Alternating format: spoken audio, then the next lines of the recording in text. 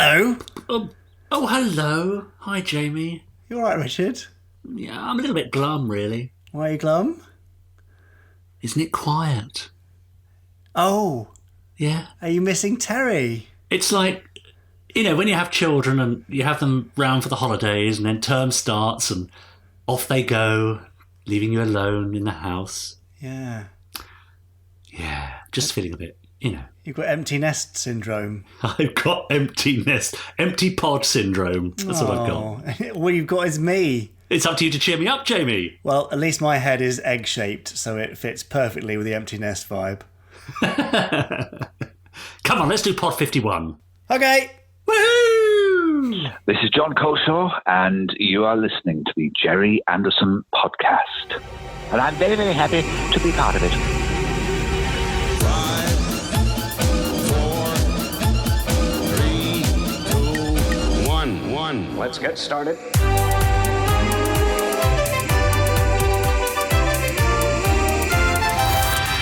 Let's go.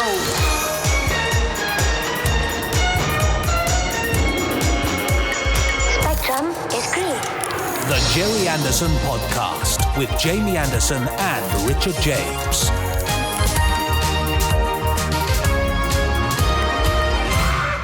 Pod 51! Yes. Oh, what a milestone. Well, I thought Pod 50 was the milestone, but okay. I think Pod 51 is the milestone. Having got through that last week, Terry Adlam causing mayhem. Poor Terry. Yes, it was puntastic, wasn't it? Oh, it was lovely, wasn't it? It's always nice to have an extra special little guest, isn't it, for our special occasions? Extra special little guest. Yeah. He's not that little. It is difficult, though, isn't it, getting live guests in our spare rooms.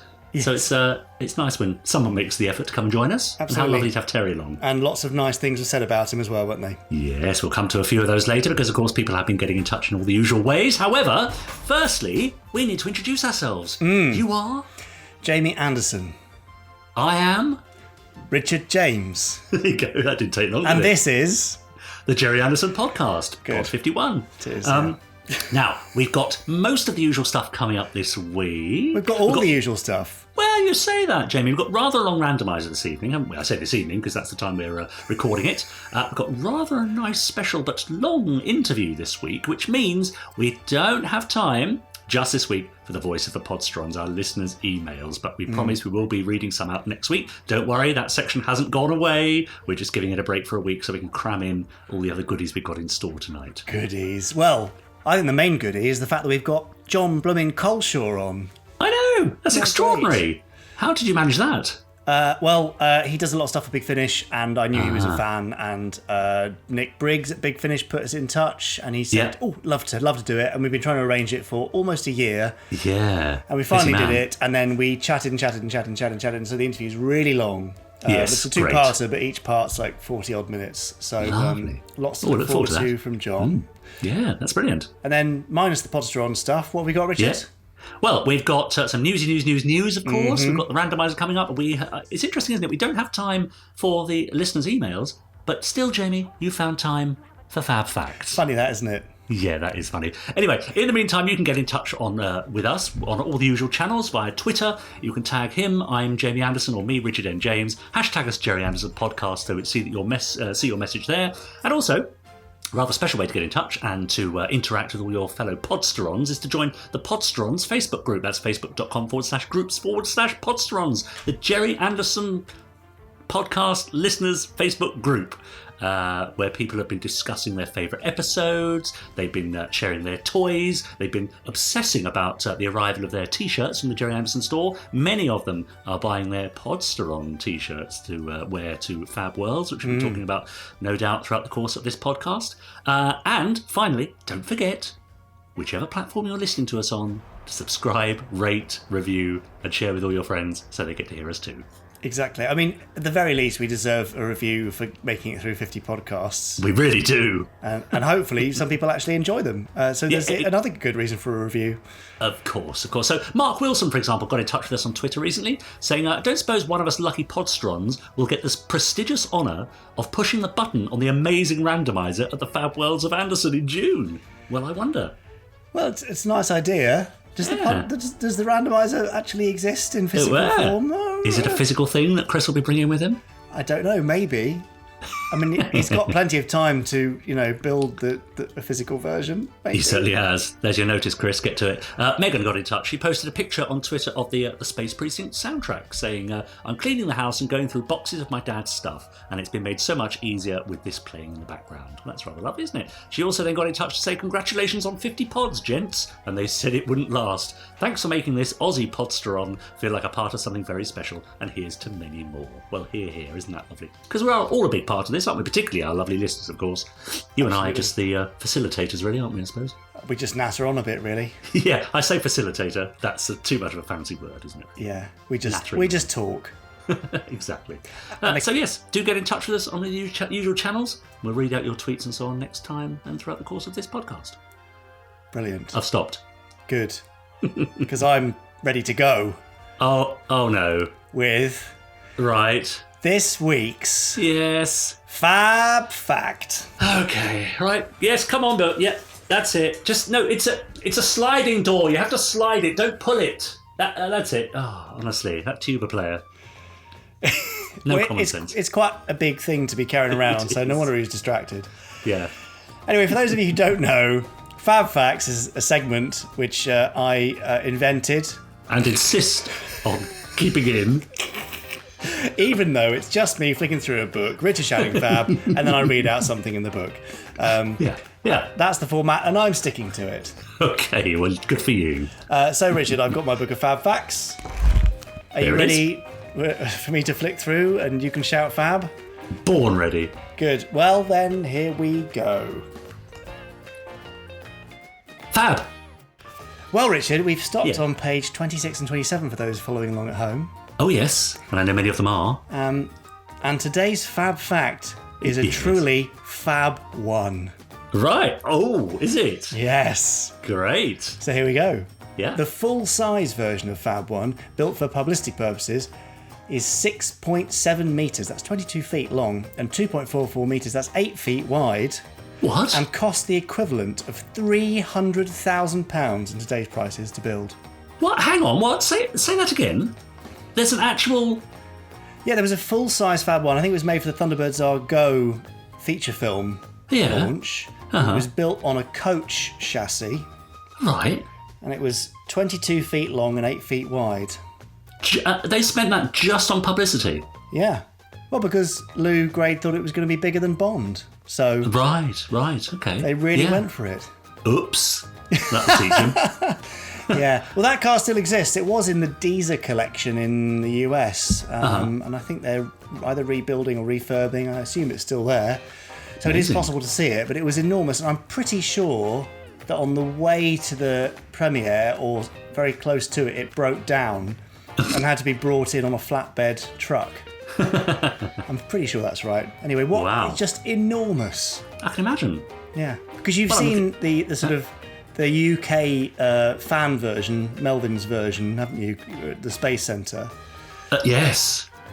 Which is not quite that big. Right. But, that's done the rounds, but not as big as the coach chassis original from 1966. Well, I look forward to the full-size Ocean Storm that's going to be wheeled out for the premiere of Firestorm. The 800-foot long one that we're going to just pop into the Thames. That's right. Yeah. That'd be amazing, wouldn't it? No problem. We'll sort that. Now, talking of Fab Worlds, of course, and talking of replicas, I've just read this week on their Facebook page that there is going to be a 2-metre high Thunderbird 2 on its own runway at the Fab Worlds in Space Centre in Leicester. Is there? That's going to be quite remarkable, isn't it? I'm sure a few of us will be having our pictures taken outside that. Or inside it, if possible. I'm not sure you'll fit inside it too. Well, you might. Yeah, maybe. Yeah. Who knows? Yeah. Okay. And you'll be wearing your Officer Orange shirt, no doubt. I might be wearing it at some point during the day. Yes. Well, we all look forward to that. Anyway, that, Richard, brings us neatly to the end of this week's Fab One Fact. Perfect. Nice. Nicely done. Oh, that is interesting, isn't it? Yeah, it is. I mean, I wonder what happened for things like, because obviously when they're making the live action series, for example, the police cruiser. What happened to the Space Precinct police cruisers that we used to sit in? They've got to be somewhere, surely. Probably broken up and put in a skip and in landfill, I would think. Yeah. Oh, pass it over. Just a can of Coke. It's not a beer, don't worry. Is it? Oh, I'm saving that for afterwards. Yeah, right. Yeah, very good. Oh, we love a bit of Fab Facts, don't we? In the meantime, Jeff Owen has got in touch on Twitter saying, just finished listening to the 50th Gerry Anderson podcast. Congratulations, Jamie and Richard and Chris, on getting so far. Roll on pod number 100. I bet you already have some early ideas. Do we? I haven't thought that far. I mean, Richard, right now, we'll cover this in the news in a minute, but I'm thinking, this is 51. Yeah. We're supposed to be doing this thing live in Leicester for 53. I'm slightly terrified. Can't see any further. Well, no, I can't even see past the end of 51, let alone 53, and let alone 100. He said, I also loved hearing from Terry Adlam. Hope he turns up again on the show soon. Yes, that would be nice, wouldn't it? It's tough to stop him now. Is that him crawling up the drain pipe outside the window? I can hear at your end. It might well be him. He's got little else to do on a Friday night, let's face it. And finally, Keith Gooch, finally for now, says, I'm sure the ladies who take tea in the cake shops of Morningside wouldn't be too impressed with Richard's Gene Brody-esque accent in today's podcast. Oh. What can he mean? I don't know. I only remember you doing an excellent Morningside accent for Officer Exactly. Orion. Right, Richard, that means it's time for... hang on. The brand new feature for this evening. Hang on. Which is, I'm doing it. I'm doing one. Are you? What, the quickfire questions? Yes! I've got some for you that I thought... But I was... Oh, okay. All right, Jamie. Well, okay. Hit me with 5 questions. Go on. Were you sure? Ready when you are. I mean, it's your thing you did originally. Now, come on, let's go for it. Okay. Here we go then. Are you ready? Tense. Oren and Romek or Oren and Beazle? Oh, Oren and Romek. The Snake or Time to Kill? Oh, Time to Kill. Jamie and Richard or Richard and Jamie? Richard and Jamie. Fab Live or Podcast? Yeah, podcast. Oh no, Fab Live. And finally, Sick Covered Eagle or Gone Off Milk Covered Thunderbird 2? I'm going to have to go for the Sick Covered Eagle, of course. What an interesting choice. Thanks, Richard. Well done. You made it. God, it is tense, though, isn't it? You're right. I told you it's horrible, isn't it? Yeah, it is. Yeah. And I chose Fab Live, interestingly enough, because you feed me, don't you? Well, sometimes. Yeah. Normally, bit of cheese, at nice the last curry. minute and some cheese. Yeah. God, dear, I can calm down a bit now. Whew. Right. Well, should we save yours for a bit later then? Yeah, all right. Are we going to make this a regular thing? Oh, why not? It's fun, isn't it? Yeah. I enjoy it. That's why I did it. I thought it would be really fun to. Very good. Yeah. Yeah. Great minds think alike. Exactly. Well, I'll be coming right back at you later. Now, just a few more tweets before we move on. Remember, you can get in touch with us on Twitter. I'm Jamie Anderson or Richard N. James. Hashtag is Gerry Anderson Podcast. Becca said, congratulations. Thanks for all the incredible pods up to now. This is for our 50th. Keep up the great work. Here's to the next 50 and beyond. Darren Lodge said, I'm a recent listener to your podcast and I'm loving it. Keep up the good work, Jamie and Richard. Carl said, happy 50th podversary. Thank you both very much for the hours of entertainment, banter and frivolity your pod has provided to so many. And here's to the next 50. People keep saying that. When will our 50th be? Well, the end of the year takes us to about 82. Okay. So, April, May time then, I'm guessing? Yeah, I guess so. Yeah. Yeah. Yeah, about that. Gosh. Crikey. Well, we're really going to have to push the boat out, aren't we? What will we do? Have Terry and Lee Sullivan? Oh no, that would never work. No. Too many chefs, isn't it? Don't wish that upon us. Yeah, exactly. Anyway, Richard. Yes? Sorry. I forgot what I was going to say then, but I've just remembered. Anyway, Richard. Yeah? Should we do some Gerry Anderson news? Let's have some newsy news.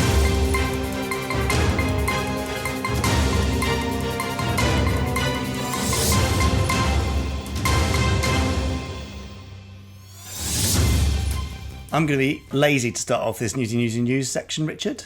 Right, what are you going to do? Could you give our listeners a very quick reminder of what's happening for Pod 53, our actual 1 year anniversary, rather than our 50th pod episode anniversary? Yeah, we really are spoiling our listeners with all these anniversaries, aren't we? Yes, Pod 53, you may or may not know, is going to be coming from the Fab Worlds of Anderson at the Space Centre in Leicester on Saturday the 15th and Sunday the 16th of June. Specifically, we'll be recording the podcast on the Saturday at some point in the afternoon, and this fills Jamie's heart with joy. We'll be recording or broadcasting live, rather, Fab Live from the Fab Worlds on the Sunday afternoon. So Jamie's been producing some exclusive merch for the event, so you can be wearing your own "This is the Voice of the Podstrons" t-shirt. And we're asking if you can come and find us at our table on the day. We'll have some postcards for you to fill out some questions that you would like to ask for Pod 53 that we'll be recording in the afternoon. If you don't feel like standing up and saying them yourself, we can read them out for you and answer them there and then. That's the plan, isn't it?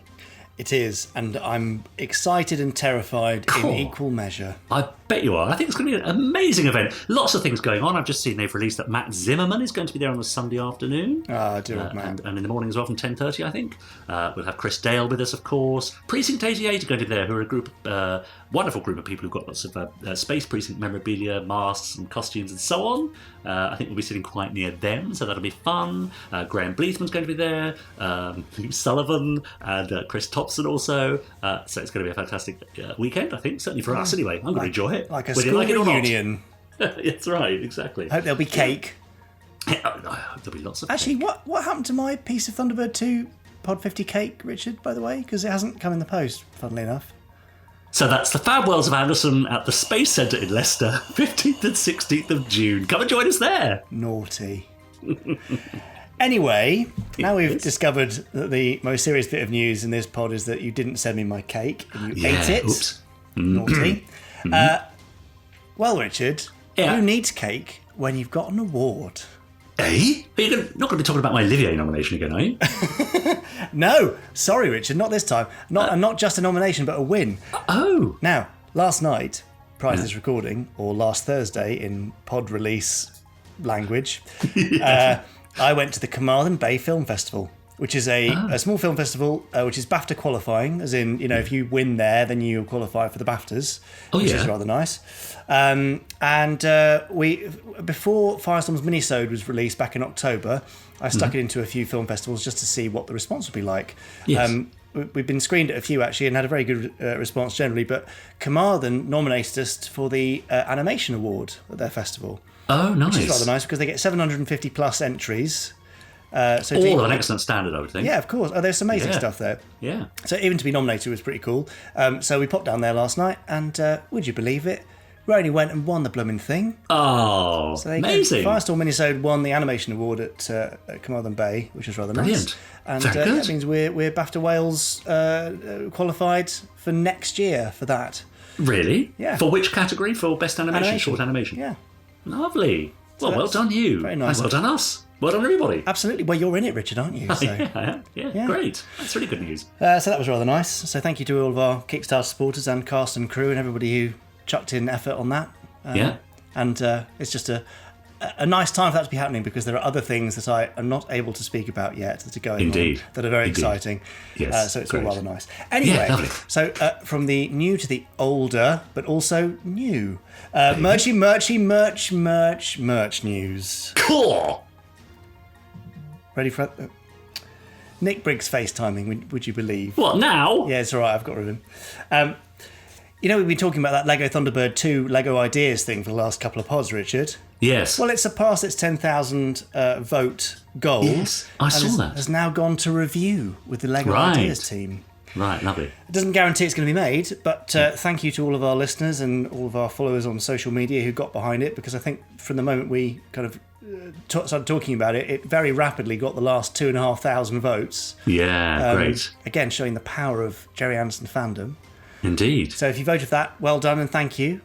Keep an eye on it, and obviously when we hear what's going on and whether that's going to production or not, we will let you know.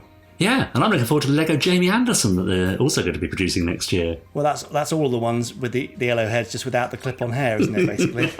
Yes. If you want, they do little beardy ones, don't they, as well? So. Oh, that's you, weirdy beardy. Yeah. That's all right. Very much, to your face. Anyway, moving on. Do you want another bit of news? Yeah. Well, it's merch news. There's so much merch out this week at the Gerry Anderson store that I can't even remember what's going on. But there's some Stingray stuff and there's some new Captain Scarlet stuff. It's all in the email newsletter if you get that. And if you don't, then I'll post some links on the Gerry Anderson Podsterons Facebook group. Uh-huh. So go along and join that.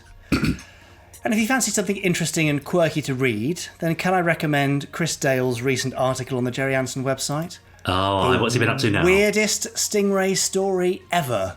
The Waters of Hyde.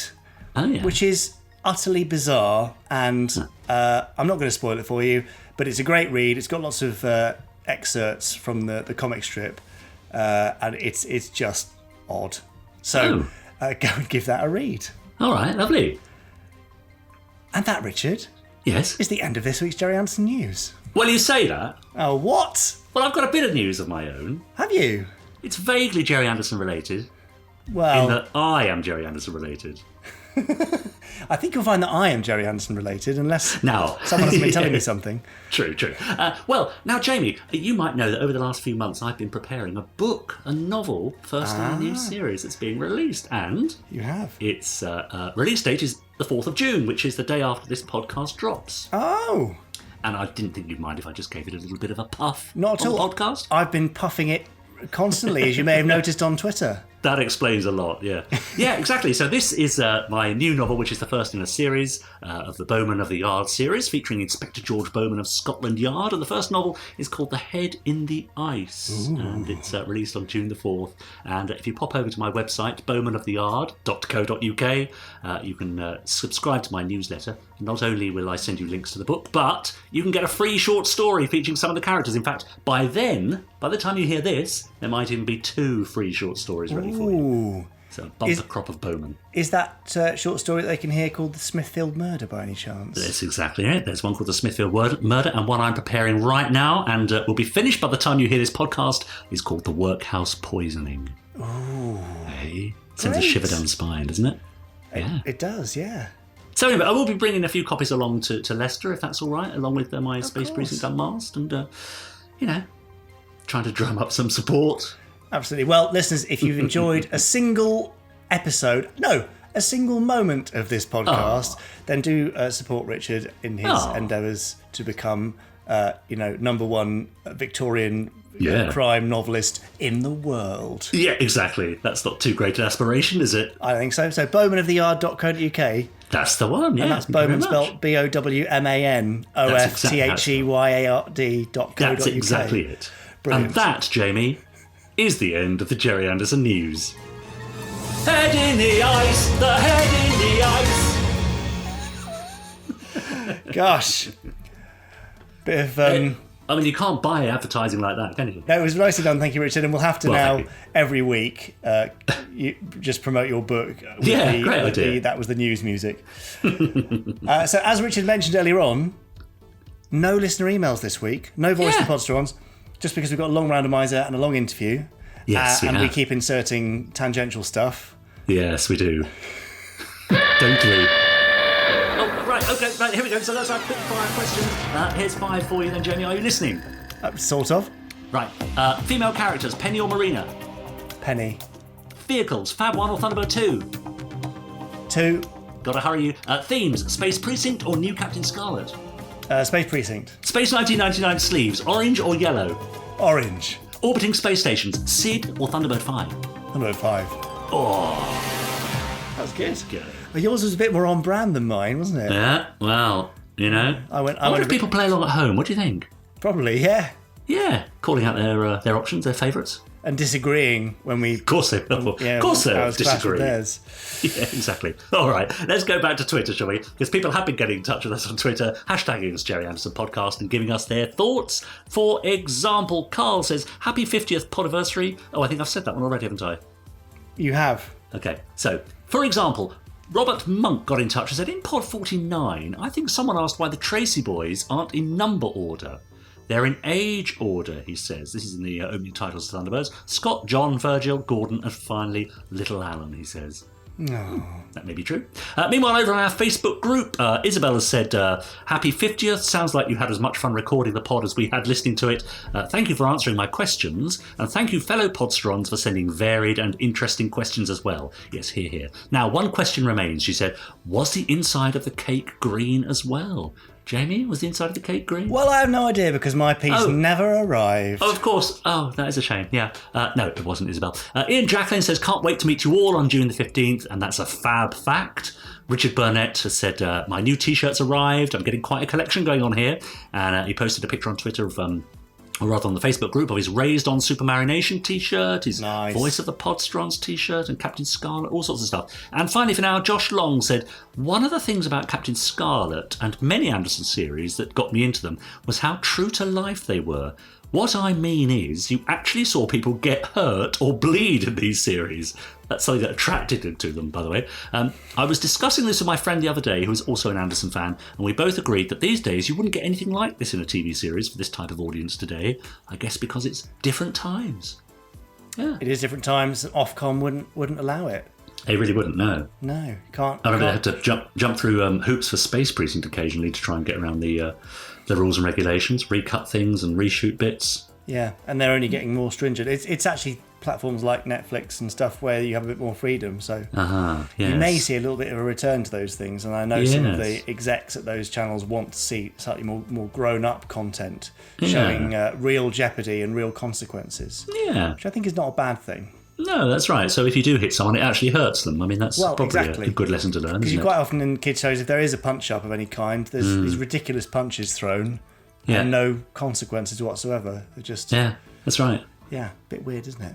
Yeah, and finally, Sean Bailey said, tonight I watched Space Precinct for the first time and I was blown away by it. The elements of humour, tension and excitement, everything that makes a great Gerry Anderson production fulfilled its promise. Was even delighted hearing David Healy as a voice actor, which I enjoyed very much, and I'm looking forward to viewing more. There you go, that's what we love. People discovering, even now, Gerry Anderson stuff that they didn't see back in the day. Yeah, does happen all the time. Happens all the time, and that's why we do stuff like post free episodes on our YouTube channel. So if you haven't, for example, checked out New Captain Scarlet, there are 2 free episodes online. Rat Trap and Proteus. Very nice, good. And if you want to try some Terrorhawks, there's two for the price of 1. What, literally? Well, no, that's the episode. But, I see. There probably will be more, but it'll be 2 for the price of none then, because they're free to watch. Oh gosh, you're turning us in linguistic knots, aren't you? Thanks, Richard. I'm trying to. Do you know what? That is a kind of half-neat segue. Oh. Linguistic knots. Yeah. Voices. Impressionists. Yeah. You're welcome. Thank you. It's like you did it on purpose. But even though you haven't got a script today. I haven't got a script, no. My iPad says its storage is full, so I've got to sort that out before I can receive any emails, you see. Yeah, okay, fair enough. Well, there's nothing important on my script. Except for the fact that this week's interview is with impressionist and amateur astronomer Jon Culshaw. Amazing. Where might people have heard John? I guess Dead Ringers? Dead Ringers was where we first started, I suppose, on the radio, and then went to the BBC on TV, didn't it? Back on Radio 4, or always has been, I think, even during its TV run. Absolutely. But yes, it pops up in all sorts of things. Yeah, and now also doing Big Finish, doing his very best Nick Courtney, which is rather marvellous, as Brigadier Lethbridge Stewart. Great. And John is a big geek, basically. Of course he is. And we had a marvellous couple of hours chat. Yeah. So we should just probably hand over to John without further messing around. Let's do that. Hello there, this is Jon Culshaw, impersonator, actor, amateur astronomer, owner of a Mark I Ford Granada. That's all I can remember, Sir Jamie. That is a great intro. Do you know what? I have to admit to not knowing the amateur astronomer bit. Oh, yes, always been an amateur astronomer. I was off school one afternoon, 1976, I think, and I caught a beat of the sky at night, and there was Patrick Moore speaking in a very, very interesting fashion, and he was so compelling and so eccentric, slightly frightening in a good way, so characterful, and it prompted me to borrow my dad's binoculars, and I went out into the back garden that night where there was a waxing gibbous moon, and looking through the binoculars, seeing all the craters, and that was that. I was hooked by then. Amazing. And always been fascinated ever since. Oh, good. Well, that perfectly ties in with your general enjoyment of science fiction, then, I guess, John, doesn't it? Oh, yes, very much, very much. We'll come on to Anderson stuff naturally, but in general, what are the sorts of sci-fi and cult telly that you still enjoy now? Oh, I do love to look back on the programs that I just drank up and thoroughly enjoyed in my childhood. Of course, all the wonderful Anderson shows, of course, and more on those later, of course. But of course, Doctor Who, we're mutual Doctor Who fans, I believe. Yeah. I loved all the Jerry Harryhausen animations, the stop frame animation of Triceratops and dinosaurs, things like that. Yeah. That always prompted me to go to the the local Burgess's was the toy shop in Ormskirk, and those clipped together Aurora model dinosaurs.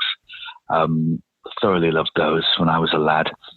And I still watch Doctor Who now from all eras. Space 1999, I'll talk about that in more detail later. But yes, I just love the general sense of imagination that comes with sci-fi. The possibilities are infinite and endless. Yeah. And if ever you have anybody in the past who's ever tried to predict the future, very often scientists can be way, way off. But it's always the science fiction shows that have the imagination, which have given us a close field of possibility and technology and the worlds we're living in now. Yeah, you're quite right, John. But do you think that's because those shows are kind of so infectious in their outlook to the future that they're influencing the scientists to then go on to create those things? So that it's such a directive. I have no doubt at all that is true.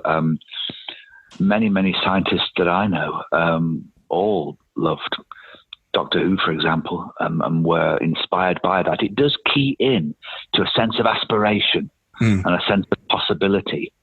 And I think many of the things that we see in science fiction are really rather wonderful and miraculous. And they do spur you to try and chase after that and make it a reality.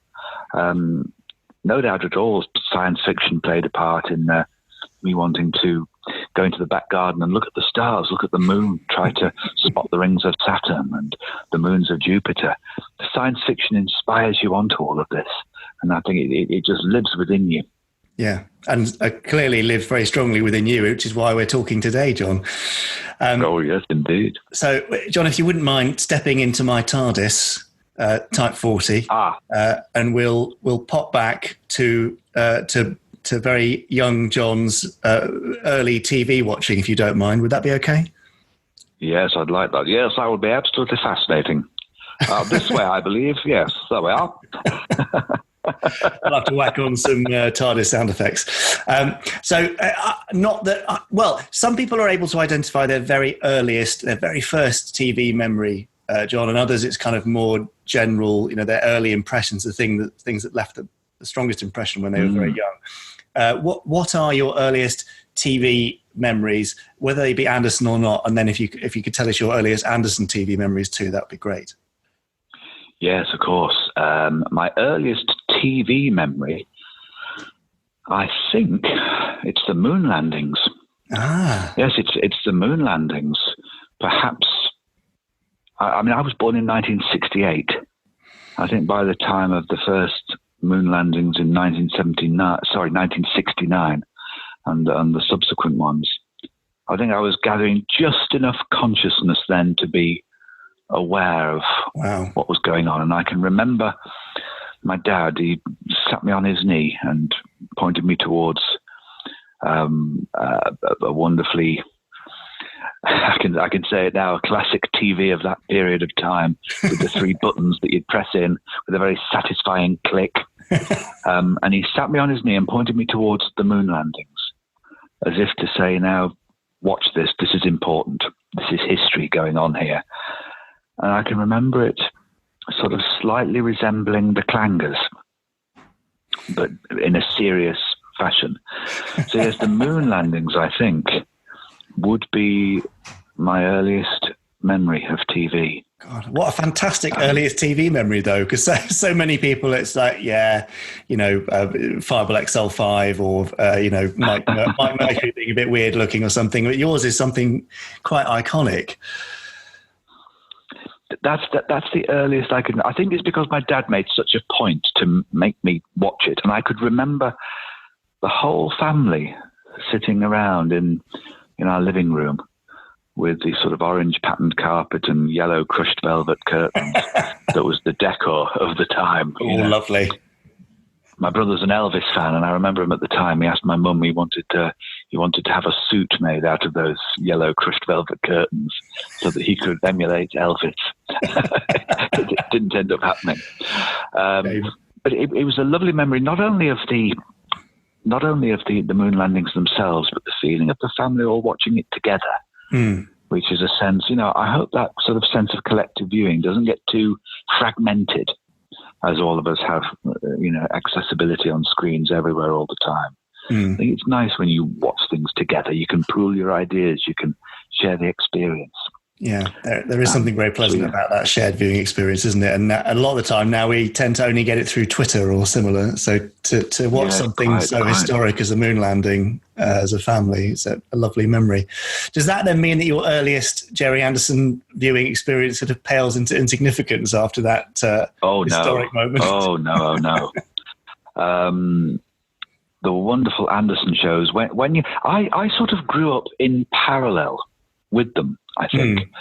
And my first memory is just how fascinating and beautiful and interesting the shows were to look at. These puppets, these figures were intriguing. They were I used to go and draw them afterwards. Yeah. This was how rather than you couldn't rewatch the episode straight away then. It was on when it was on, and that was that. It had been on. It wasn't until many years later that video allowed you to have another look and so on. So to sort of keep that experience going, I'd go off and draw the characters. And they were so wonderfully, that they keyed into your imagination, and you'd draw them, and just the worlds in which they occupied. It was just so interesting to look at. Yeah. And it was a big event. They stood out alongside other programs. You felt that they were really for you. Yeah. And I do think that even when you're very young, I think my first Thunderbirds and Stingray memories would have been perhaps when I was 4 or 5. And even at that age, there's something in your subconscious head that's saying, my goodness, these programs are so well made. How do they do that? How do they do that? You even at that age, you can appreciate the craft that goes into it. When you watch back now, you see that with even more of a sense of, just jaw-dropping admiration and appreciation, really. All that ingenious effort that created those worlds, that created those characters, and the beautiful physicality of the special effects. Yeah. I would prefer that to any kind of, computer. CGI is great and fantastic, and, it's given us Brachiosaurus and such things. But the special effects that have been crafted and created and have a physicality to them, there's just something so fabulous and real about that. And the sense that it's been created by ingenious producers and designers, you just appreciate it. Looking back on that now as a grown-up, you appreciate that all the more. Yeah. But interesting, though, that at the time, in a way that kids probably generally don't think about how TV shows are made, something about the high level of skill and effort and, like you say, physicality that went into it engaged you then without really... I mean, you can't have been, as a kid, that aware of how different it was in terms of production process or everything else, but the look and feel was so powerful that it made it stand out. Exactly. And in your subconscious mind, I think that's where the appreciation of, wow, how has this been made and built? Yeah. And I used to notice the little details, the miniaturized, it might have been a clock or some kind of, and my elder brother worked in, he's a metalwork expert. And so in his toolbox, in his garage, there was all sorts of little sprockets and things that you could emulate these worlds with. And my dad was a craftsman and a carpenter, and in his shed, he had similar things. And you could build these worlds a little bit. This was another thing, the way these programs set off your imagination. to either draw the characters, draw the settings, or try to make them yourself. Yeah. You know, I had an action man adventurer who I think my mum made for the action man more of a kind of a Thunderbird-esque uniform. And I think I coloured his eyebrows in a bit more, you know, to make that, to just try to create that look. Yeah. So the way it stayed with, you know, the way the shows stayed with your imagination was a lovely thing. Yeah. It's lovely to have grown up with that. You know, childhoods now, I think, you know, youngsters now, I don't know, you do feel very lucky to have grown up in the 1970s. What a wonderful decade that was to grow up in. I feel tremendously lucky to have grown up in that period. Yeah, well, it was certainly a good time for that kind of entertainment. And like you say, that the fact that it sent you off as a kid to want to go and create or recreate and replicate what you'd seen. And then that carries through to adulthood for a lot of people too. So, yeah, an amazing impact to have. And part of me wonders now, Jon, if since the sort of the late 80s and 90s, really, when kids shows have been much more pigeonholed towards very narrow age ranges, we've lost a bit of that aspiration and, you know, sense of wanting to do something creative and special and different, because everything is so narrowly targeted. So yeah, I think we're in a great era. And I think program makers on many occasions now can underestimate the attention span that kids can have. You know, things don't need to be sort of blasted in every split second and this kind of thing. You know, certain times, you know, you've got to let things breathe. Yeah. And you've got to let things progress in a non-fragmented, smooth way and tell the story that way. I think then, you know, we shouldn't lose that kind of rhythm in storytelling. Yeah, absolutely agree. So in the earliest days of you watching those puppet shows, Jon, is there one show that stood out for you, or what, you know, one that holds particularly strong positive feelings? I was a great fan of Joe 90. Oh, Jon! No, really? Really? Why? Well, I'm not the greatest Joe 90 fan, but I'm happy to hear from someone who is. So, what was it about Joe that drew you in then? I think he was just such an unlikely little hero. I think I was about the same age as him when I was watching it, so I think there was a sense of, I could be like that. You know, I could be like that. You know, just have all that knowledge downloaded into your brain in a dollop straight away. Yeah. While sitting in something that looked like a lampshade that my auntie had once bought in Paris. The Terry's Chocolate Orange. Yes, exactly. Yeah. And the theme tune, it was like something by the Beach Boys or the Tornadoes. It was a cool theme tune. I was fascinated. It was a cool theme tune. I sort of had, I had a fascination with his voice as well. You know, the way he spoke a little bit like that. Yeah. It was that kind of thing, you know. Yeah. And I was wondering how would that voice grow up? It might sort of grow up to sound a little bit like Bricktop from the Lock Stock movies, you know. Or alternatively, it might have grown up, maybe, you know, that voice would grow up to be a little bit more like David Bowie. I think maybe that kind of episode would have sounded Jon, the former is pretty spot on. Len Jones, who played Joe 90, was allegedly interviewed on a radio show about 10 years ago. And the first voice you did, pretty much bang on what he sounds like now. Oh, really? Yeah, that's where it would go to. Yeah, you know, I'm 190 now, you know. That is, fantastic. I will definitely cut in a clip from that interview so the podcast listeners can hear how accurate your prediction was. Yeah, see, I think I sort of wanted to be him, and I liked some of the other puppets that were with him. There was one that looked like Pierce Brosnan, and another that looked like Michael Heseltine. That's quite a nice game too. I quite like looking back now and seeing who looks like who. Yeah. Yeah, no, Joe's quite divisive, and obviously I'm on the dislike side of the group, because it's interesting. Yes, what made you feel that way? Well, you say you wanted to be him, and there was a kind of that was your kind of access point to the series, right? It could have been you could be Joe, whereas a lot of people actually seem to prefer the aspirational quality of the older characters. You know, characters like Scott and Virgil in Thunderbirds, who seemed to be older than you were and you were watching it, and so that they found aspiration to it. And those people found Joe kind of annoying, and I've always found Joe to be a little kind of spoiled brat. And also, the more you deconstruct that show, you know, now in 2019, that would be a case for social services.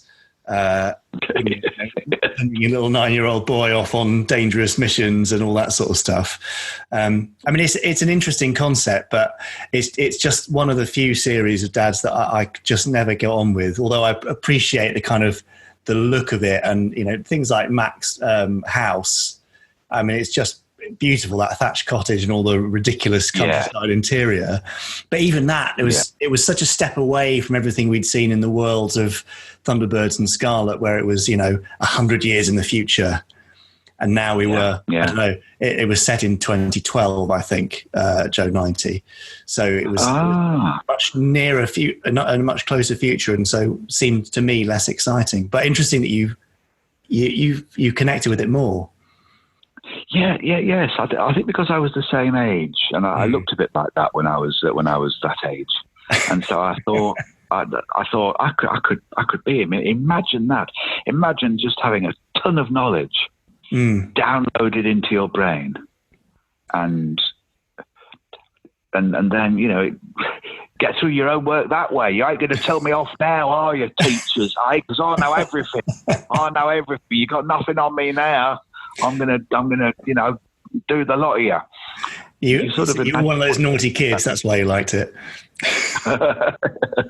Well, I don't know. I was a school jester. I used to impersonate the teachers. But yes, I think I did like Joe 90 because there was that uniqueness that made it just stand out a little bit. And the theme tune, what a call to action that was. Yeah, as soon as you hear that. Yeah, it was very cool, and some cool kind of sound effects for the big rat machinery, all the kind of burbling electronics and stuff. It's very atmospheric. So I can see some positives in Joe, but we'll have to agree to disagree as to whether it was a good one or not. My grandmother used to mispronounce it. You know, she thought it was Joan Einty, something like that. She used to often mispronounce things in a very endearing way. You know. Perhaps there's the 2020 remake, Joan Einty. Joan IT. Who's Joan IT? Isn't it lovely when grannies get things slightly wrong in that lovely way? Cute. That is a super sweet one. I'll see. We'll see. Perhaps one of our podcast listeners will do a special title card for you, John, with a logo. So, what about the biggies of the Super Nation era, John? You know, the Stingrays, the Thunderbirds, the Captain Scarlets. Were they on your radar as well around the same time? Yeah, very much, very much. We were so spoiled to have chance to see this vividness, and just to have your senses absolutely, these intriguing, striking, vivid worlds, which were absolutely wonderful. Now the Aquamarina, there was a lady who worked in a local pub called Natalia, who looked just like her. Oh, really? Just like her. Yes, I remember I was in the pub with a few friends, and we said, Natalia, has anyone ever said to you that you look like Aquamarina? And she said, no. And we sort of Googled up a little picture, And she was so delighted and flattered. She was so we made her so and I think she found, I don't know whether it was a character, the Pierce Brosnan one from Joe 90, who sort of looked a little bit like her husband, actually. I think she might have had a picture made up of, of them, their alter egos. Amazing. But yes, there's just the vividness, the vividness. After watching Thunderbirds, you would never say 5, 4, 3, 2, 1. You could only say those numbers in that way after hearing that ever since. That's a nice Jeff Tracy there as well, John. I was hoping you might crack out some Anderson voices. Yes, it's great when you have that tone of voice. I think when you're playing with your action figures, you give them these, you give them these kind of characterful. You speak. That's what I used to do anyway. Sort of playing with an action man, I sort of make friends with a dinosaur. And when you're a lad and you're sort of playing, you sort of tend to. You create the good guys and you create the bad guys. Yeah. And you create your own little stories. And I think a Tracy voice like that, in that kind of way, very authoritative and very bold, very sure. The natural voice of a hero. John, that's brilliant. That's what you want. Fantastic. So the lovely Parker, I would probably talk like this all the time, I think. He does look like Noel Gallagher, doesn't he? He does, those eyebrows. I mean, but David Graham is still going strong, John, so you can't do him out of a job quite yet. Oh, do you know, I was talking about him with the wonderful audio director, Dirk Maggs. Yes. And Dirk. He was singing his praises so much about how he's just as enthusiastic as ever. Oh, he is. Loves doing audio work, loves to still be out there doing it. Yeah. And what a wonderful spirit. What a wonderful spirit. If we can all be that in our early 90s, then we will have lived a happy life. But it is his life. But speaking of the voices, John, obviously that is something that's very natural to you, and you've got a fantastic ear for it, and an ability like not very many people have to recreate them. But one of the things that I always thought was very, very strong in Gerry Anderson shows, especially for the puppets, and it was an essential part, it was the voice casting. It was finding those voices which each stood out on its own, each matched the kind of the sculpt and the quality and the characteristics of the puppet that they were representing. Did you feel that as a kid, or is it something you've come to be more aware of as you've grown and gone down this crazy path of your career? Yes, I think so. I think you do look at a character and you find a voice that matches it, that chimes with it. And the Anderson puppets always did have the perfect match. Jeff Tracy was always going to have this boldness, that was always going to be. And then the others, they would have their own tone, and it's the way it fitted. And it must have been a very meticulous process to match those, and a lot of experimentation until you reach that point of that's the one. But they chimed so perfectly. Yeah, it was one of the many strengths, I think, iconic voices like Shane Rimmer and Ed Bishop and Frankie Matthews on Scarlet. They all had, to me, voices which were so warm and strong that you felt like these were good, trustworthy characters that you would follow. If they reached out and said, "I need your help," then you kind of go with them just on that. Exactly. You could aspire to them. You could trust them. They were great role models. They were ones that you could respect and be impressed by. A bit more of that needed today, I believe. A little bit more. Wouldn't do any harm at all. Absolutely. Wouldn't do any harm at all, would it? A lot of the time in modern kid stuff, I tend to find the voice stuff is, they're not as clear. They don't have the clarity of those old shows. There, there's a little bit more homogenous in their approach. Yeah, just a little bit more throwaway, a little bit more. I don't know. A bit more of an effort needs making, doesn't it? Sometimes. Yeah, don't you think? I think it does to have that impact, But I guess they felt so restricted by the puppets in the 60s that they had to kind of make extra efforts. It was all part of Dad's thing of kind of being embarrassed by the puppets and puppetry, and wanting to take it further and further. Between Thunderbirds and Scarlet, John, there's obviously the change in puppet head size. As with Joe 90, there are those who prefer the former and the latter. Did that bother you when you were watching it as a youngster? Did you notice a change? Did you prefer one over the other because of that realism? I'm not too sure. I think I just found them all equally fascinating. Really, I suppose the smaller ones were, the mouth would move in a very subtle way. And the eyes were a little, the eyes looked as though they were very focused. Yes. In that kind of fashion. I think that gave a sense that the characters, they were concentrating. They were in the middle of a serious situation. Interesting. It heightened the urgency somehow, because it looked as though they were dealing with things.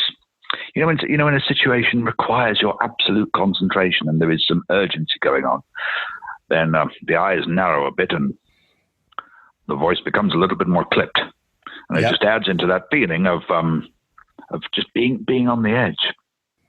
Yeah, maybe that was a fascination of the earlier ones. That's something I didn't realise I'd noticed until we spoke about it just now. Ah, interesting, isn't it? Because a lot of people found that jarring in some cases, or they felt that the Scarlet type heads had lost something, lost some personality, lost some performance ability, whereas others felt that Scarlet being more human in proportions over those more caricatured marionettes of Thunderbirds and Stingray gave them an extra level of believability. Yes. I do remember that was a feeling that I had. I grew up in parallel with the shows, and they were developing as I was getting older. So as I had more birthdays, I felt in sort of tandem, in parallel with the development of the shows. So by the time that I was, 9, 10, 11, and the puppets were as they were, I suppose it just felt like the shows were evolving as time went by. Things just advancing and developing in that fashion. Yeah. So it was. I was happy to let that happen organically. Yeah, and I guess because you were watching repeats in the early 70s of these shows, you hadn't kind of followed the flow from one to another, from say Fireball to Stingray to Thunderbirds, and then got the sudden change with Scarlet. Were they all being kind of repeated around the same time in the early 70s, John? Yes, I think so. Any Saturday morning, that was your time. That was when you had the TV to yourself, and all of these gems were there. A different one depending on whichever week it was, whichever day it was. But they were all there. I do remember them all being there at the same time. Yeah. The distinctive look and style and panache of the Andersons shows, but each with their own world. Yeah. The Fireball world, the Thunderbirds world. But yes, to have them all together in the 70s. Very, very lucky growing up in that time. I always say that. Yeah, well, absolutely, to have them all then. Now, were they competing against Doctor Who then, John? Because you would have had Gerry Anderson stuff on ITV or and the Doctor Who on BBC. So if you're a fan of both, how did you juggle that? Well, I can remember a perfect Saturday morning would be in the morning. You would watch Thunderbirds, and then spend some time drawing the characters afterwards. And then lunchtime, you'd perhaps go over to BBC Two, where you'd find an episode of Stingray. Then in the afternoon, Big Daddy and Giant Haystacks on World of Sport. And then Saturday tea time. Of course, John Pertwee's Doctor Who. John Pertwee was my first Doctor. And I just adore Jon Pertwee. I think today, as we speak, my goodness, it's 23 years to the day since he left us. And my goodness me, Jon Pertwee, I just adore him. And more of that next week. Wonderful. Well, that was amazing. Well, we just had lots of fun. Yes. All the chats we have are fun. But John was just so enthusiastic about it and kept kind of finding bits and pieces about the shows that he loved. It was a real pleasure. Yeah. And that is brilliant. I mean, one thing I love about Jon Culshaw, I mean, he's ubiquitous, of course. He is everywhere, and rightly so. And he's great fun to follow on Twitter, too. But what I love about him, he's not territorial in that he loves everything and he's enthusiastic about everything. It's not just Gerry Anderson. It's not just Doctor Who. He loves Star Trek. He just loves anything sort of, geeky. He's there for it, isn't he? Yeah. Astronomy. Mr. Sci-fi. Yeah, absolutely. That's very nice. So there you go. Great. So more of that next week in part 2 of John's interview. If you enjoyed it, then you should definitely tweet him. Yes. At Jon Culshaw on Twitter. Yes. That'd be great. I'm sure he would love to hear from you. Yeah. And perhaps he'll be working right now on some more Anderson impressions. Who knows? Oh, lovely. Yeah, so yes, that's great. If you've enjoyed that interview, you might want to know that there are several more to listen to, at least 49 of them. You can do that just by listening to our previous podcasts if you haven't caught them already. We've got the likes of Phil Plait, we've got Mike Tucker, yes, and Chris Packham, Eliza Mazumba, Peter Holmes, Nick Briggs, Sophie Aldred, McKinnon Saunders. Oh, you're so much better at this than I am. David Quantick, Gary Newman, Sophia Miles, Lee Sullivan, and on and on and on and on. That's right. Amazing. With many more to come, and it's Jon Culshaw Part 2 next week. Great. Then it's our live podcast from the Fab Worlds of Anderson, and then is it? Yeah. Oh, yes. Yeah. Well, hopefully. Yeah. And then it's another impressionist, an actor, Jake Dudman. Oh, Jake Dudman. Lovely. And after that, who knows? Great. Oh, it's exciting, isn't it? Maybe that's it. Maybe we'll stop then. Yeah, maybe we will. Yeah. Little hiatus.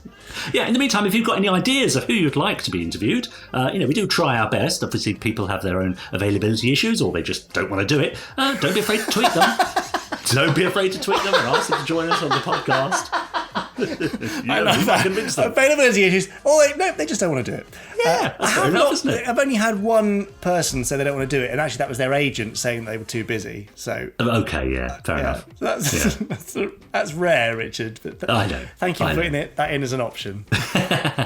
In the meantime, you might know that these podcasts, in fact, I know that some of you know because you listen to it on YouTube. They're posted on YouTube, where Ian Dealey posted, what a great podcast. The quickfire questions given to Jamie were really good, and Terry Adlam was an FAB guest. Mitchinator said, fantastic episode. This is pod 50. So much interesting info, laughs, great listener emails and questions, legendary randomizer, and fantastic quickfire questions. Cannot wait for Fab Worlds. Podster on shirt is arriving tomorrow. Cheers, guys. That's nice to know. And Colin Patterson said, I like Tech Talk the best out of all your shows, apart from the remakes, that is. The idea that Brains hosts them is so brilliant, as he was always one of my favourite characters from the original shows. I don't know if the nostalgia is actually remembering those times or wanting to get back to that time or age in life. I remember vividly that Stingray was started to be broadcast around the time that I came out of hospital with a broken leg in plaster and was almost completely immobile. Isn't that funny? It is strange the things that people associate with the shows. I did an interview for BBC Radio Oxford today, and Al Ryan, the DJ there, said that his main memory of Stingray was eating jam sandwiches in front of the telly. That is weird, isn't it? Yeah. Yeah, you see, I associate the Mr. Men books with having my adenoids out. Really? Yeah, I do.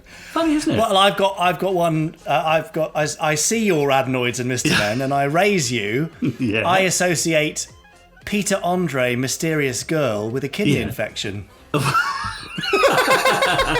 Now, I think you'll find you're not alone in that, actually, Jamie. No, as in you'd rather have one, the latter than the former. Well, he won't be appearing on the podcast then. Oh, well, scrap that idea. No. It's not going to happen now. Well, he might be a huge Gerry Anderson fan, I don't know. Yeah, it could be. I'll try and find out.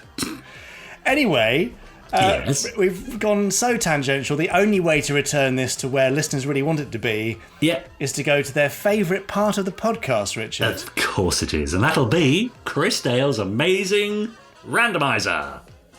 8, 5, 7, 6. That should do it. Oh, hello everyone. Well, I thought I'd try a little experiment today. I'm going to try and sync the randomizer up with another computer and... Thank you.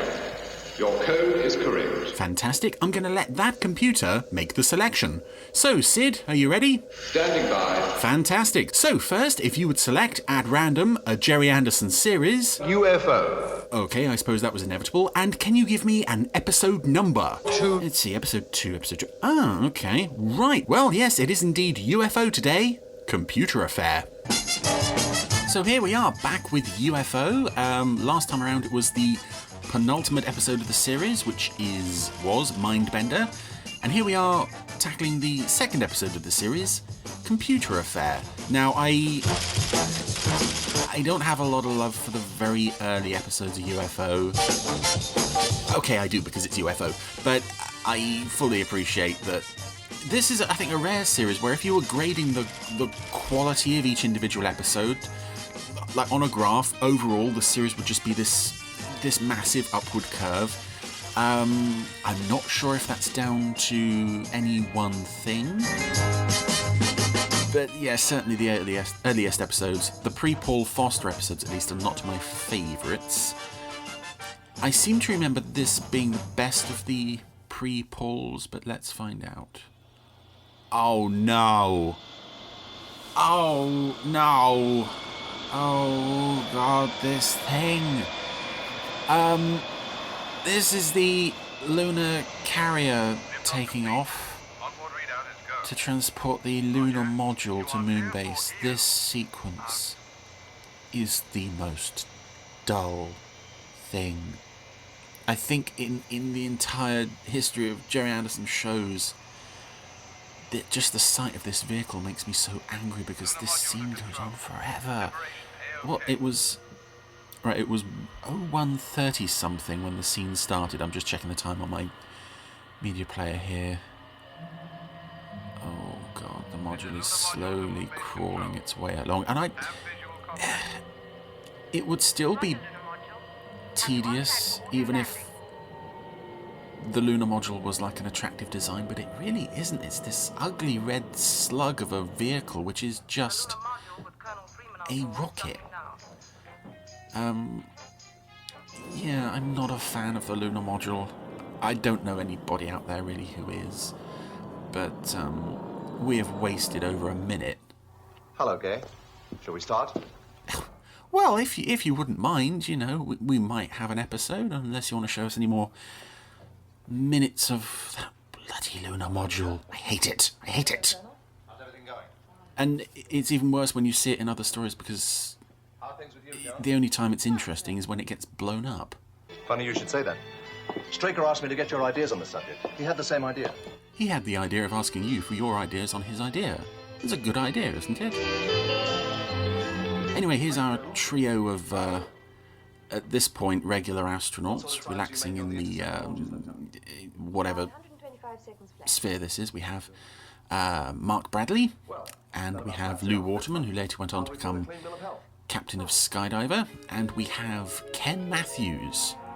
And since he is the last face you see in the opening titles at the beginning of every episode, I'm sure Ken's going to be all right. Confirmed sighting. Yellow alert. Also, there's a deleted scene here which I might like to have seen where, because there's suddenly a few shots where people are holding cups and they look happy. I think there was a deleted scene here about Mark's birthday or something, but that's gone. Presumably to make way for more shots of the lunar module. I'm sorry, thank goodness the pacing on this show got vastly better by the end of the series, because that That is almost unforgivable, that opening sequence. If you're really looking to hook people, that's not the way to do it. But that seemed to be an unfortunate problem with early UFO. It's just like, here is a thing. It is moving. That somehow is a substitute for, like, drama and character and story, and it really wasn't. Interceptors are in position, awaiting confirmation. I think you could certainly get away with that in the puppet shows, and I'm not saying that they were lacking in story or character or whatever, but I think you can indulge yourself a bit more there, though, in a less adult-oriented show than you can with this. Interceptors, immediate launch. This is good, though. I think maybe the lunar module sequence might have been saved if you had some funky music behind it. Anyway, Lou and Mark and Ken, they're all off to face the UFO. Interceptor 1, our checks A-OK. Switch to radio link 4. That was Ken's voice, by the way. Throughout this sequence, he flits back and forth between his own voice, with a slightly Australian twang to it, and Jeremy Wilkins dubbing him for a lot of this scene for some reason. 047. This is something else that I find a bit tedious with early UFO, is a lot of the rattling off of numbers, especially with the moon-based sequences, constantly... Control to leader. Get on board computer for the auto count. Constantly relaying numbers back and forth to each other. 0. So 3 missiles launched, as you might expect. Contact with explosion. Oh, you can see the explosion. Oh god, back to looking at the radar screen. I still have a contact, Lieutenant. Double check. In a way, it's kind of nice that Positive. it's slightly more realistic that this takes so long. Collision course with interceptor. You imagine a slightly less technologically advanced planet would struggle to keep up with alien invaders, especially who have spaceships that can go faster than light. Control to interceptor 2. Auto course to 024 201.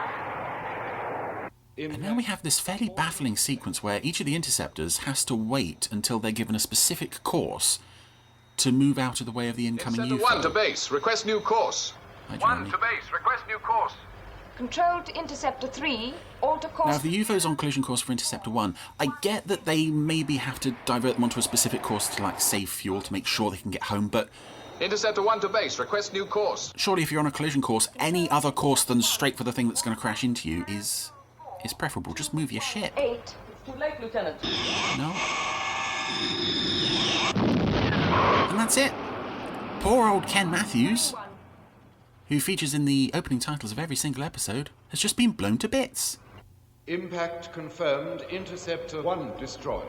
Oh my god! They killed Kenny! You bastards! Although interesting fact about Michael Mundell, who played Ken Matthews, I believe he went back to Australia. I'm not entirely sure of the details, but he became an Australian TV producer, director type person, and at one point was actually involved with an attempted revival of UFO.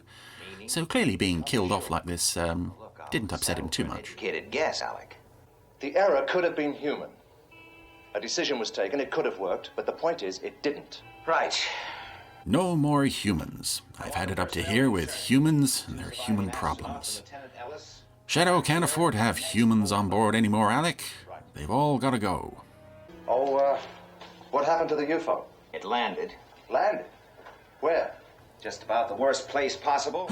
Where's the worst place? Somewhere in an area of 50,000 square miles in northern Canada. Oh, is that really the worst We place? got the flies is out looking for it.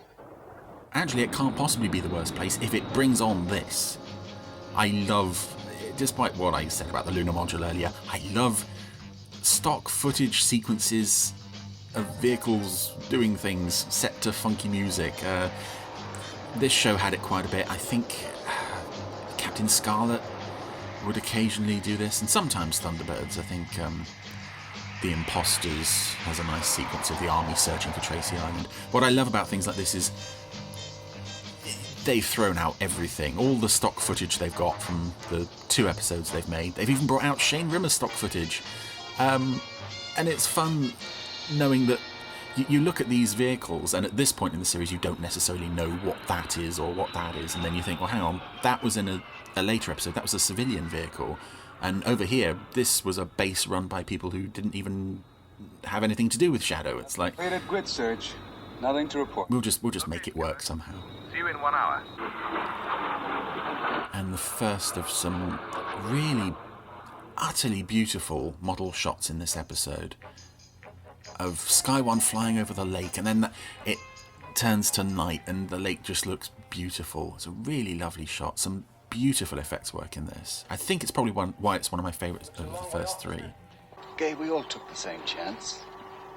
Ken was unlucky. These things happen. Nobody's to blame. And that was a character scene that just kind of went nowhere. Gay didn't even say anything. I like that they sort of tried something there. They've not really had to deal with human actors properly before, so they're not entirely sure how to make scenes like that work. And I think this episode is a spectacular example of sort of, we don't really know what we're doing, but we are trying. I don't think it comes off ultimately, but... You people were selected because of your outstanding character, as well as intellect. What went wrong? Well, look at them. It's Gay Ellis, it's Mark Bradley, and it's Lou Waterman. You selected them because of their outstanding character? I mean, I like them, but none of them are going to win, like, Personality of the Year award or anything. And what does character have to do with... I don't know. I don't quite understand why Straker is angry at them specifically.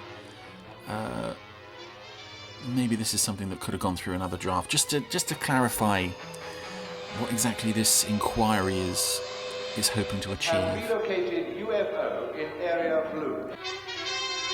And now we cut back to Straker's office. The 3 from Moonbase are just gone. Great. I'll be right there. Evidently it's sometime later. Steer 042, maximum speed. And now, see, Skydiver is a lovely vehicle that I could watch stock footage of forever, and I could watch the actors inside mumbling off numbers forever. The show could pull off scenes like that lunar module thing. I'm sorry, I keep going on about the blooming lunar module. I should just forget it. Just move past it. We are now in the psychoanalytic department of the medical centre. Cigarette? Thank you.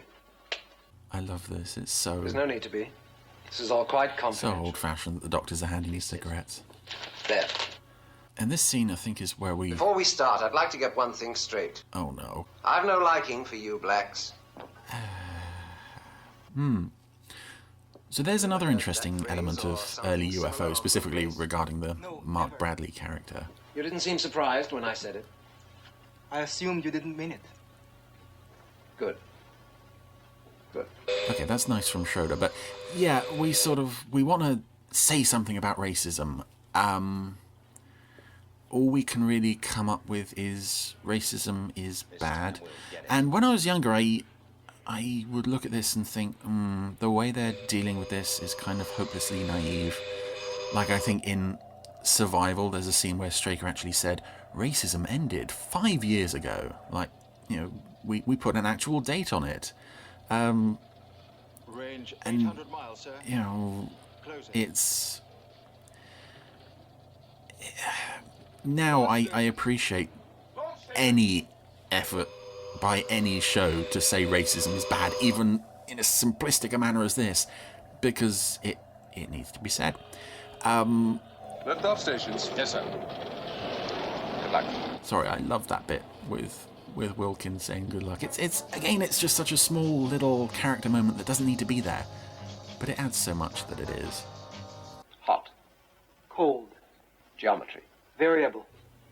Now, yeah, going back to what I was saying about Mark Bradley, I think not only do we have the slightly clunkily way the whole racism thing is brought up and kind of dismissed as, oh, that isn't a thing anymore. This episode specifically places so much focus on the character of Mark Bradley, and I hate to say it, I hate to be as blunt as this, I hope I'm not going to offend anybody by saying this. Harry Baird was not the greatest actor the world has ever seen. I don't think he can really handle that kind of focus. Now, if the story had been... I'm just looking at Captain Carlin lining up for his attack on the UFO, and I think Peter Gordino, who, as far as we know, had very little acting experience, I think his acting experience before this point was the previous episode of UFO. I don't think he'd done anything else, but he seems fairly natural in this show.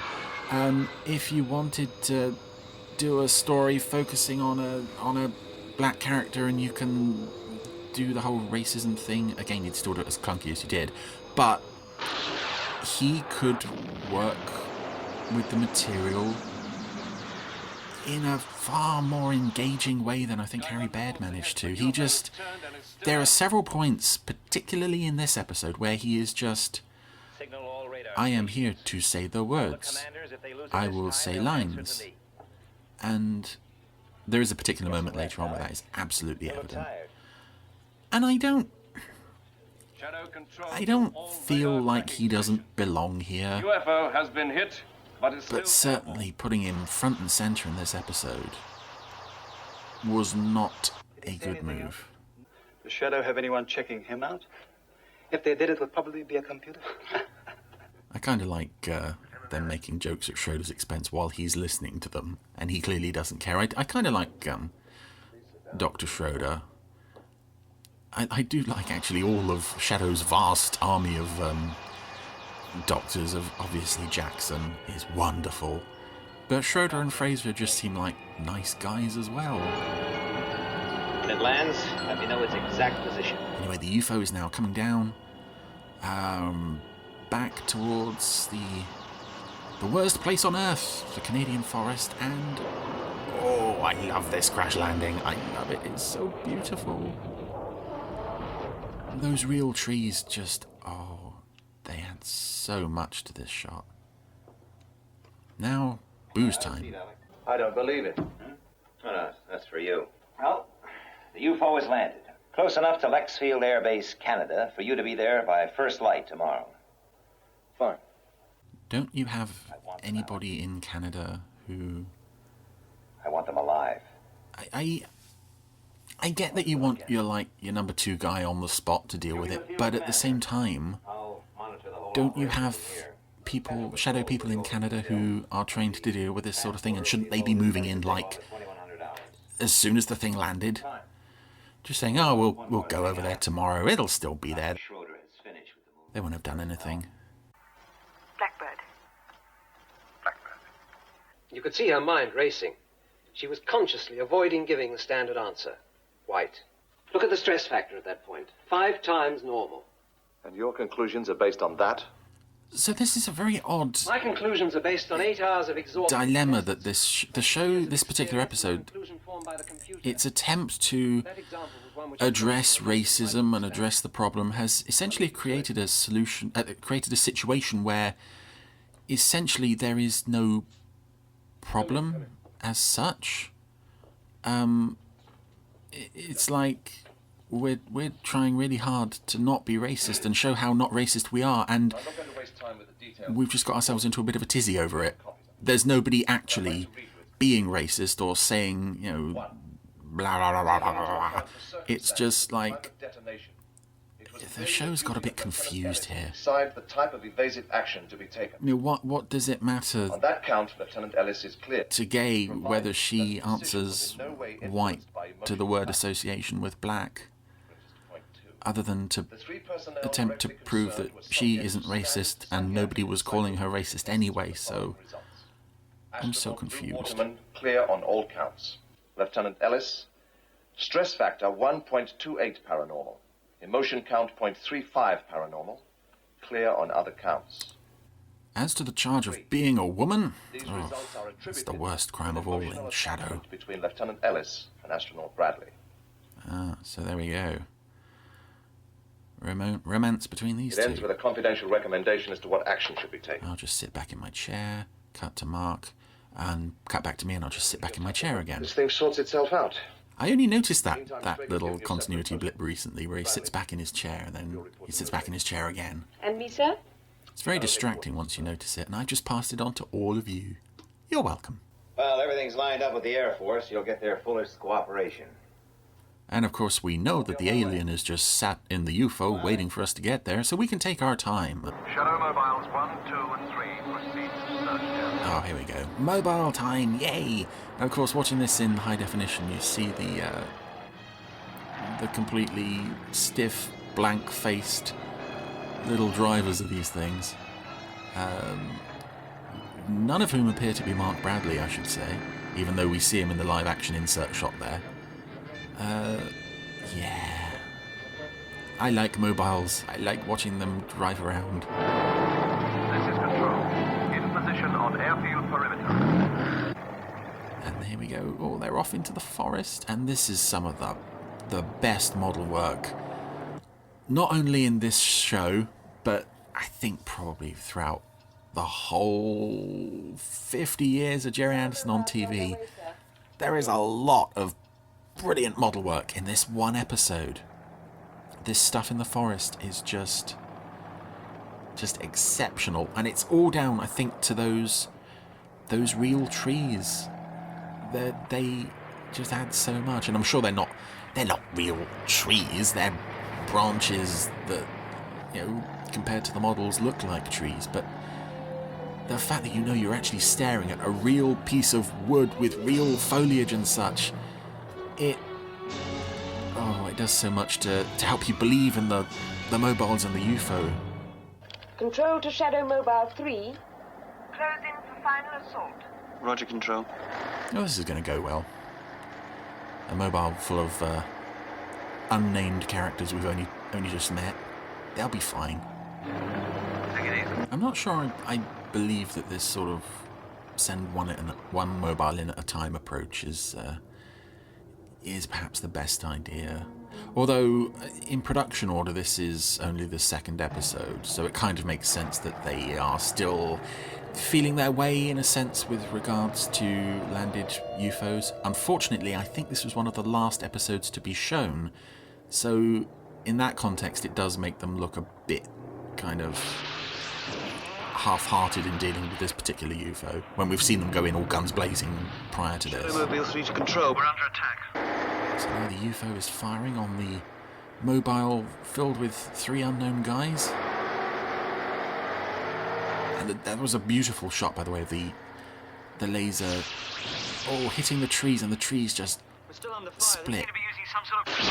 Oh, no. And that's it. Oh, gosh. Can you hear me? This is worse than Game of Thrones for character deaths, isn't it? We lost Ken Matthews, and we've now lost those 3 guys that we didn't know. Radio and tracking link negative. They must have been hit. Oh, R.I.P. those guys. Send the next one in. Some beautiful close-ups on the mobiles in this episode as well as they make their way through the forest. Some lovely detail. Backup forces in position and standing by, sir. We have a backup force? Who's that? So now Mark Bradley and his 2 other guys from the mobile are closing in. And we know these guys are going to be alright because they would turn up in lots of shows. They're quite good at pulling like concerned, serious expressions, so we've got to hang on to them. Ooh, dark-haired guy has got a lot of sweat on his brow. He's looking around the forest. He's getting a nice close-up, so he's going to milk this for all it's worth. So blonde guy settled down behind a tree, looking around. There's an alien. I love a blonde guy shoots him in the face about 10 times. It's like, no messing around with that guy. And I think that might have been the alien that Shane Rimmer played. Because the other alien, that one, you can see the face through the visor, and I don't think that's him. But the visor kind of lends the face that sort of quality when bank robbers wear stockings over their faces. It looks like it's kind of pressing down on his nose a bit. So if that is Shane currently firing on them, he looks very unrecognisable. Look out! Looks more like Barry Morse, actually. Anyway, Mark has now tackled him. So he's actually doing something now while the other guys hang back. The UFO, sir! I love that. I love that. That insert line that's clearly spoken by nobody there. It sounds like it sounds like the kind of voice you'd hear in like a Victorian drama or an adaptation of the Christmas Carol or something. It's like, the UFO, sir. God blimey, governor. The UFO's blown itself to bits, mate. And I think it was meant to come from the blonde-haired security guy, but it clearly wasn't his voice. I think it was Jeremy Wilkin. Whoever it was very, very unfitting. Love it. You all right? I'm fine. Oh, that is the moment that I mentioned earlier, where he says he's fine, and then he takes this moment to brush the soot off his uniform and cut back to Gabrielle Drake, and she's just looking at him like he's fallen out of the sky. Mobile 2 was in a better position. It's okay. I was glad of the action. He's just saying the words. There's nothing really behind them. I risked your life to prove a point. Anyway, Shadow have captured another alien. Much the same situation. And they've handed it over to Dr. Oh God, which one's this? Compound, this is Dr. Murray, played by Peter Burton, who was the original Q in the James Bond films. He was in Dr. No. And then didn't come back from Russia with Love for whatever reason. I think he's only in a couple of episodes of UFO. It's long enough to tell us that we're dealing with a comparatively young alien. I want to see if I can get anything out of him, Doctor. Now, let's go over it once again. The answers are needed to certain questions. And I'm going to ask you those questions in English, expecting you, an alien from another planet, to be able to answer them. No good, Alec. He either can't or doesn't want to understand. It's almost like he's an alien from another planet who doesn't understand English. Why are you asking him questions expecting answers? To break down his resistance. So now Dr. Q has just decided he'll let Straker just handle any medical instruments he wants. He can inject the patient with syringes of truth drugs. He's not going to stop him. Oh. Well, your reactions are all right. You heard that clearly enough. So I still can't understand why you won't answer my English questions. All right, Doctor. I also don't quite understand why this alien is being so docile. I suppose they've drugged him with something, but I don't know, it seems almost conscious behaviour on his part that he's just lying there. Absolutely silent. Although it does make what's about to happen slightly more unexpected when it finally comes. You must cooperate. Parlez-vous français? Sprechen Sie Deutsch? Pulse rate increasing. Come on, you've got to speak something. Hold it I love how sudden and unexpected and just freaky that is. Having shown absolutely no emotion up to that point, and he's just suddenly all hell breaks loose. And that's another alien. Deader. Straker's none too pleased about this. They're all none too pleased with Straker, especially Alec, who, yeah, he takes off his surgical mask, but then he also takes off the surgical cap, which is, I think, a lovely touch to the character. Even though this alien is essentially an enemy, he's still a man, and he's paying his respects to the dead man. That's very sweet. I'd like you to accept this. We've worked together a long time, Alec. Maybe too long. I only just now noticed that you're a ruthless git. You make all your decisions based on cold logic, computer predictions. Oh, well, enough of that scene. Let's go over to a restaurant now. That's a problem with a lot of the scenes in this episode, actually. They feel like they're only just getting going before we cut 1984. Somewhere else. I wonder what it's going to be like in 20 years' time. So this is... Computers take over completely?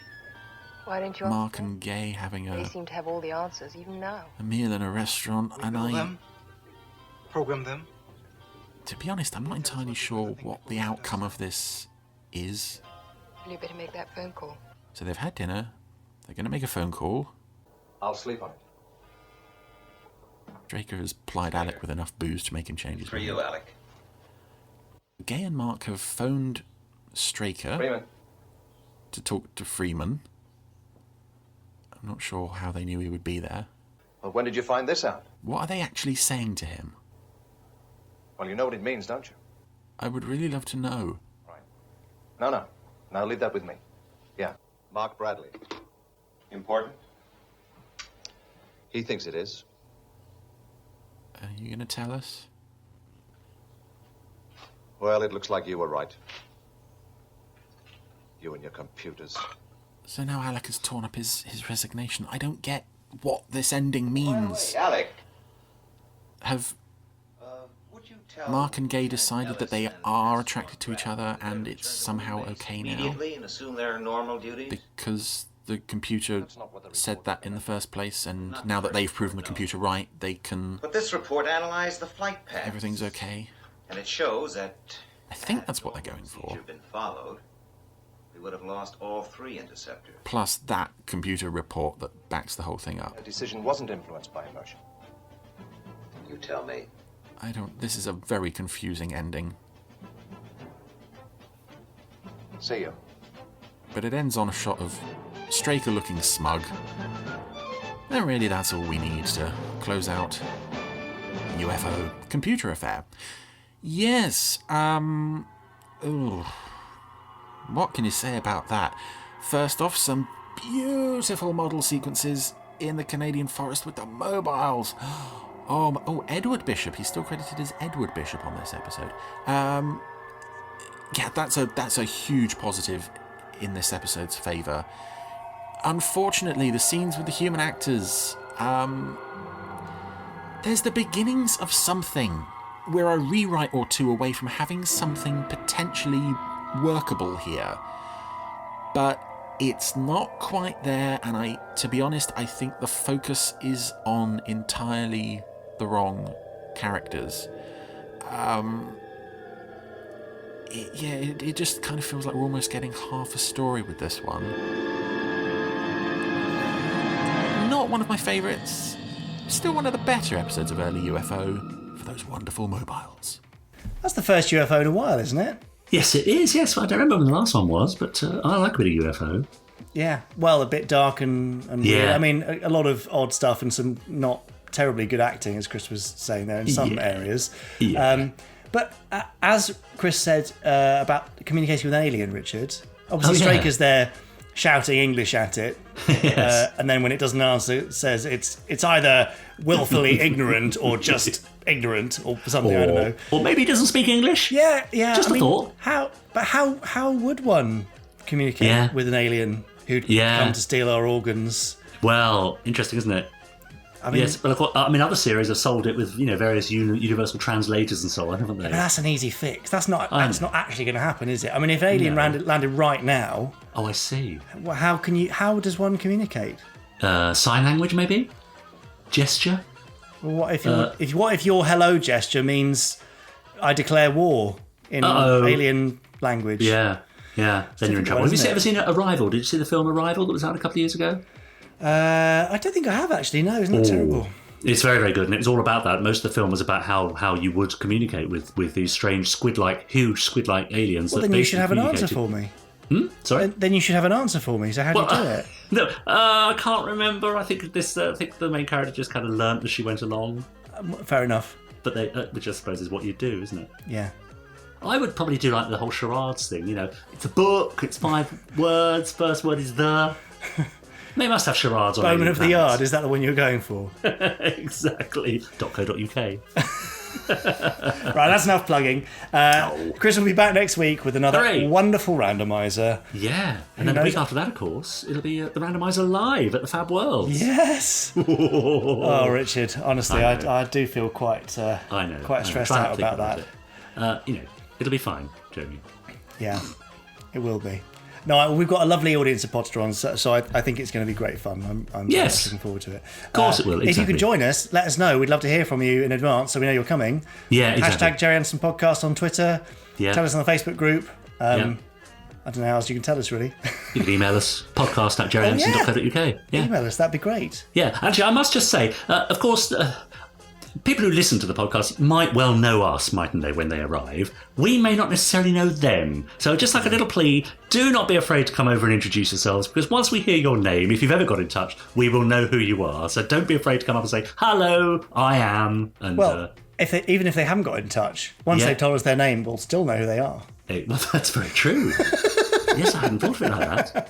So, I mean, it's a win-win, whether you've written in before or not. We'd love you to come and say hello. So exactly. We don't bite unless there's cake. Rarely. Yeah. Now, here's a thought. Tom Hodden has been writing on our Facebook group. So, having recently watched the 70s film Legend of Hell House, based on the Richard Matheson novel, I couldn't help but think I really, really would have loved to have seen a Gerry Anderson horror movie of the traditional haunted house fame. To your knowledge, Jamie, did he ever get close or have any interest in that genre? Well, I mean, the old sort of hammer horror? Torchy the Battery Boy is pretty horrific. Yeah. That's it. That's the closest he got. That'll do. Yeah, I don't think he didn't really have any interest in horror necessarily. No, I don't believe so. I'm sure he must have been approached at some point, and certainly with the connection with Bray Studios and all that. There must have been a couple of times that must have happened, but no, as far as I know, no horror was ever on the cards. Yeah, all right, fair enough. Sorry to disappoint. Yeah, just a thought.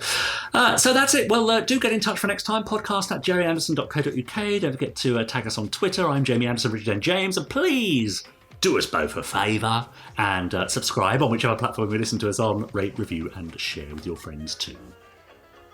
That almost rhymed. It does, doesn't it? Yeah. I might make that a song for next time. To the theme of the Secret Service. You're on. Okay, I'm looking forward to it already. Thanks, Richard.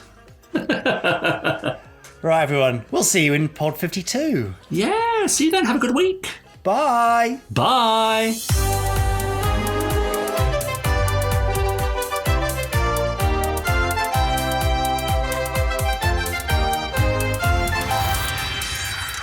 Stage 1 complete. Let's go.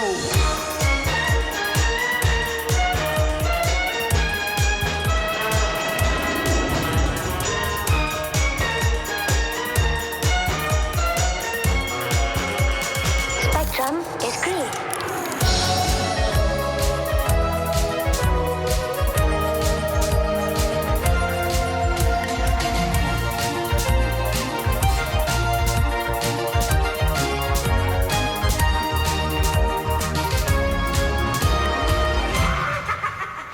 So how are you going to fit that to Secret Service? Are you actually going to do it as a full fugue? No, I'm not. I don't have the time nor the inclination. Oh, fair enough. I saw a poster last night for Mr. Stench, is it? Is that the next David Williams thing? Oh, Mr. Stink. Oh, Mr. Stink, that's it. So it was late and dark. I know. Is that the one that would you have gone on to do that if you hadn't? Oh, no, Billionaire Boy was the one I would have gone on to do. Oh, who's Mr. Stink then? Well, Mr. Stink is another David Williams book. Yeah, but who is? Do you know Mr. Stink personally? Not personally, no. I know a few people who could probably answer to that name. Don't look at me. Well, I can't help it. But no, I don't know Mr. Stink that well, actually. I think it was televised. I think it was Hugh Bonneville played it in the TV version. Oh. Why, is it out on tour then? Is it going around the country? Yeah, it was advertised at the Furnace Theatre in Llanelli. There you go. Sorry, I spat everywhere then. Oh, yeah.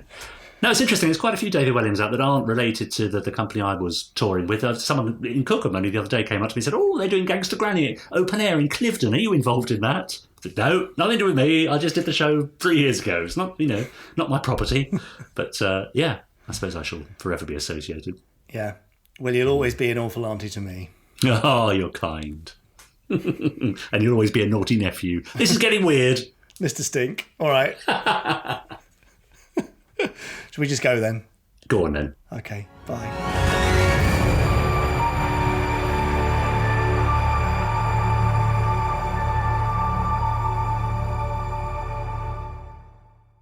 This is Jeff Tracy from International Rescue, and you're listening to the Gerry Anderson Podcast.